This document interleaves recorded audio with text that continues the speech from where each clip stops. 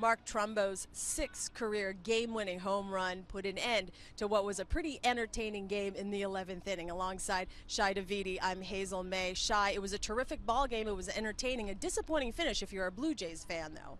Very much so, Hazel. But what happened over the course of the 11 innings before the one pitch that changed it all is that the Blue Jays saw a lot of the blueprint of what they think was going to make them successful in 2017 play out. Marco Estrada with a very good start over 6 innings. Even though he said he wasn't completely comfortable in the early going, he managed to find his rhythm later in the outing and delivered 6 strong. Then the Blue Jays got a lot of good quality work out of their bullpen. Joe Smith, one of the new additions, did a very nice job.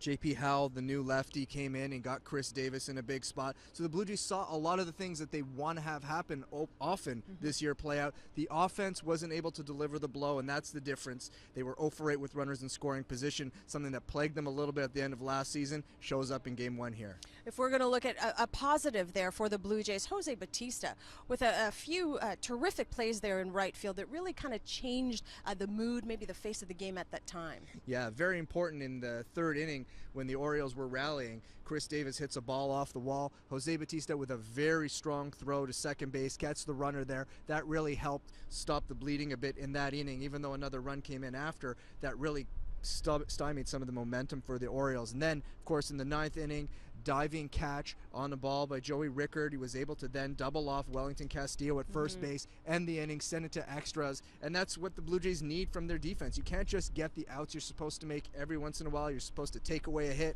or steal an out, and Jose Bautista did that on a couple of occasions. A terrific night for Steve Pearce, coming back to Baltimore, 3 hits and a run scored. You talked to him afterwards. How did he feel about his performance coming back to Camden Yards? Well, there was a lot of good for him in this game, but he didn't seem very interested in any of it because the game did end in a loss. But I think from a Blue Jays perspective, what they wanted to see was that Steve Pearce is comfortable on the field. And look, it's one thing to play games during spring training and get yourselves ready, but once the adrenaline of a real big league game starts playing out, the Blue Jays wanted to make sure that everything was right with him, and he said no issues with his elbow, certainly didn't seem to affect his batting stroke in any way, shape, or form. Started at first base, displayed some of his versatility by finishing out the game in left field. So a lot of good for the Blue Jays with Steve Pearce in that regard. Steve Pearce and the Toronto Blue Jays will take Tuesday off. They're back at it for the finale here at Camden Yards Wednesday. Jay Happ on the mound, and Blue Jays Central